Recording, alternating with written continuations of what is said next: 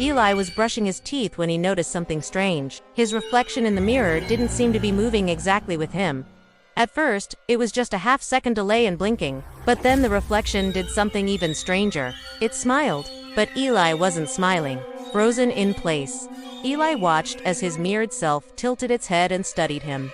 Unblinking, Eli stared back at the reflection, but the longer he looked, the more his reflection seemed to fade away. He tried to brush it off, telling himself it was a trick of the light, but the reflection seemed to be getting worse. Then the reflection raised its hand and slowly began to tap on the glass. Each tap echoed in the small space, bouncing off the tiles and making Eli jump. The rhythm was slow and steady, a strange counterpoint to the frantic beating of his heart.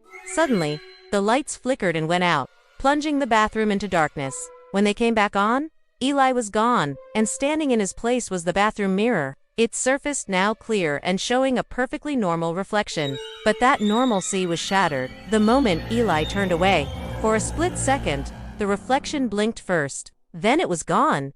Eli blinked rapidly, trying to get it back. He wanted to see if it would do it again, but all he saw was his own face staring back at him. Disappointed, he continued brushing his teeth, but the image in the mirror seemed to mock him, its silence deafening. As he rinsed his mouth with water, he noticed something odd. The water didn't splash back at him. It just sat there, still and lifeless. Eli leaned closer to the mirror, trying to make sense of what he was seeing. He could see his breath on the glass, but he couldn't see any movement from the water. It was as if the reflection had sucked all the life out of the image. Panic began to set in.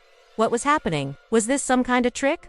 Had someone altered the mirror? Or was he losing his mind? He needed to get out of there, to escape this bathroom and seek help. But as he turned the doorknob, it felt colder than it should have. And as he opened the door, he saw his reflection for a split second. It wasn't his reflection that was scary, but what it represented, the idea that he might never be truly seen again.